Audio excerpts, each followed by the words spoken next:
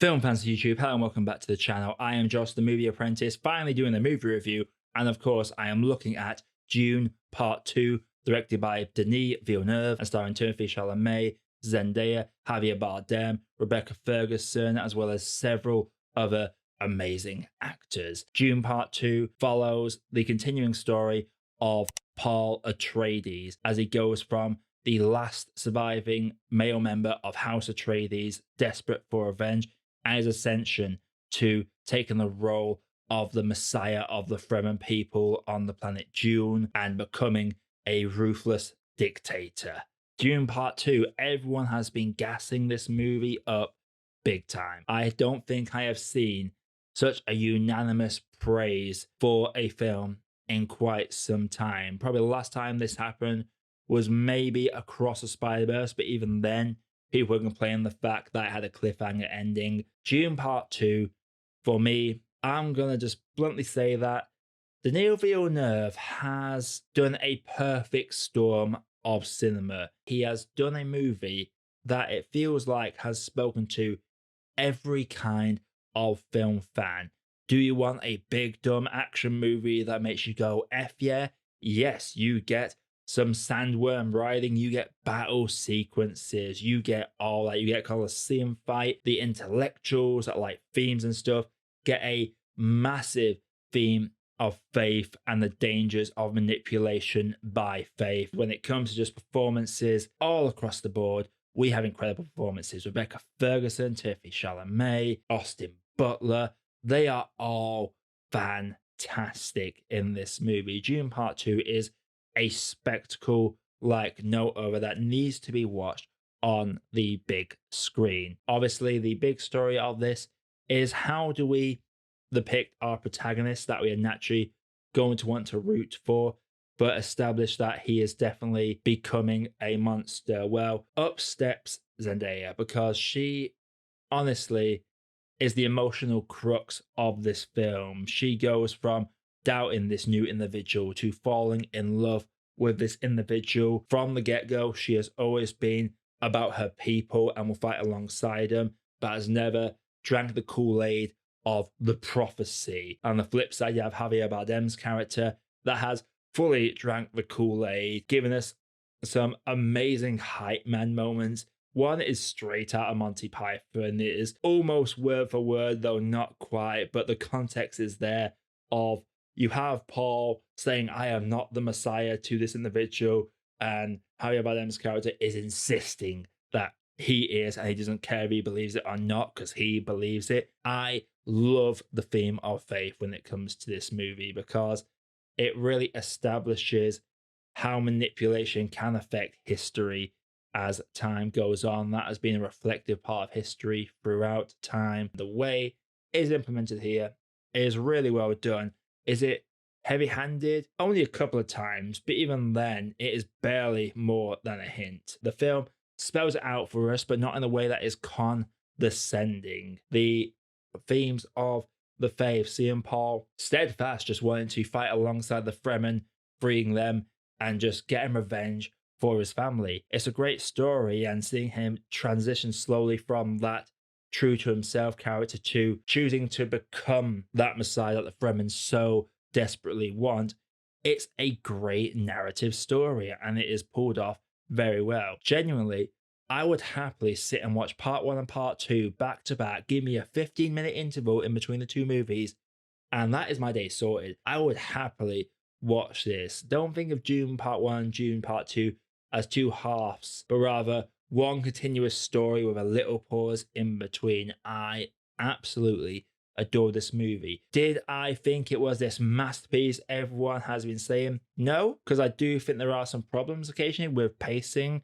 and sometimes it feels like there are too many characters and too many plot threads going around, like the whole sisters aspect. Unless you've watched the first part, you're going to be very confused by their influence in this second part. And I'm genuinely wondering, like, in this world, what made everyone see this group of individuals that are always hiding their faces, that can speak telepathically and see the future and do this crazy witchy voodoo magic all the time with blends of technology in there? Who the heck? Why is everyone on board with just giving these guys high power. Like, these guys are literally manipulating everything behind the scenes. All our main characters are just pieces on a chessboard, and the film establishes that very well. Now, the cinematography, let's freaking talk about the cinematography in this. Like, the special effects look fantastic, but the framing is gorgeous. The top down shot of Paul parting the sea of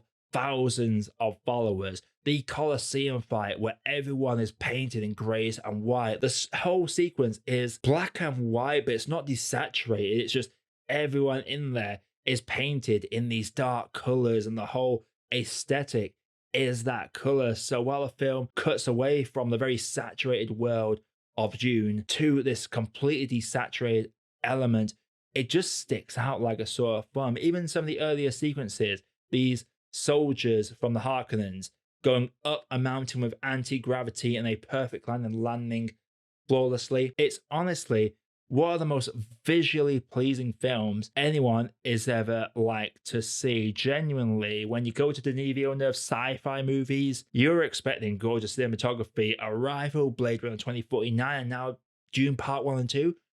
It is honestly incredible. And it's time to say it, because whilst I will never, ever forget John Williams' impact on cinema and the iconic themes that he has done in the past, Hans Zimmer is arguably the best to ever do it at this point. When I think of scores that I will happily listen to while walking down the street, I think of Lost But One from Rush. I am thinking the Dark Knight score. I am thinking Dune Part 1 and Dune Part 2 score. Hans Zimmer's score in this is a character in itself. Your father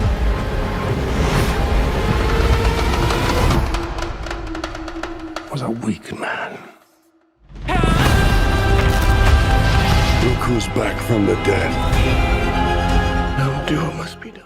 From the haunting vocals of the woman chanting to the interesting drones and the instruments that get played throughout the film's runtime, it is genuinely an incredible film, both visually, soundscape, acting, plot, set design, costume design. Like, this is a perfect storm of a movie. It's going to be a film that I feel like people are going to be talking about for years to come. I am going to be doing multiple watches of this movie, and like many other people, I'll probably watch it a second time and come out with everything clicking, because I won't be watching it from a critical aspect at that point. I'll just be watching it as an experience, and I feel like that's going to be the best way to watch it. This is a film that you just sit back and let it wash over you. If you want to look at the intricacies of faith and the themes of manipulation and the hierarchy of power in any political standing, then you can get that. But if you just want to go in and watch some people ride sandworms, like the sandworm riding sequences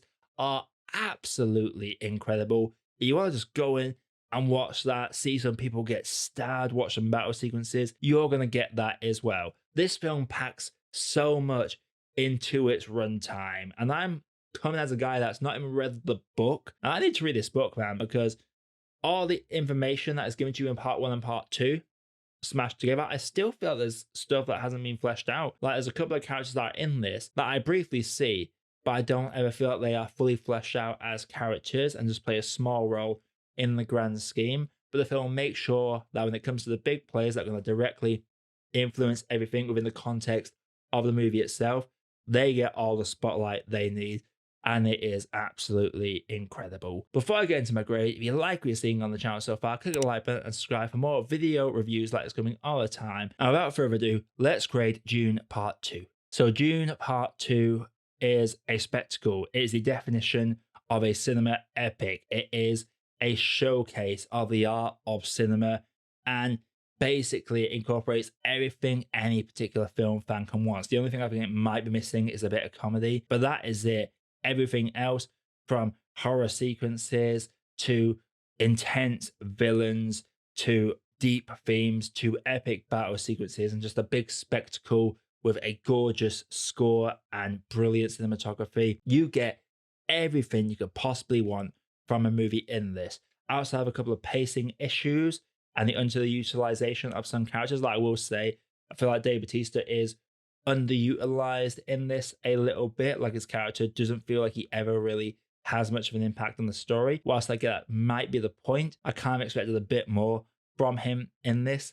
And there's a character that manipulates Austin Butler's character that, for me, comes and goes pretty quickly. And I don't even know this character's name. Genuinely, Dune Part 2 is a brilliant piece of cinema, and watch it on the biggest, loudest screen you possibly can, because this is a cinema experience back, baby. Denis Villeneuve has done the impossible. He has made a film that has almost united the entire internet film community, and for that, I think we can all be very grateful. I'm going to have to say that Dune Part 2 for me is a great cup of tea. So Dune Part 2, have you seen it? Let me know you put down in the comments below. Are you one of those people that actually don't like the movie? If so, let me know down in the comments, or just gush about the movie as well. Let me know anything you want to know. Coming up on the channel, I've got a few things I'll be watching tomorrow and reviewing over the weekend or next week. Lisa Frankenstein's definitely one of them. And hopefully we're going to be getting back into the video reviews a bit more, and stay tuned for my Oscar predictions as well. But until next time, I am Josh, the Movie Apprentice, and I'll see you all in the next video.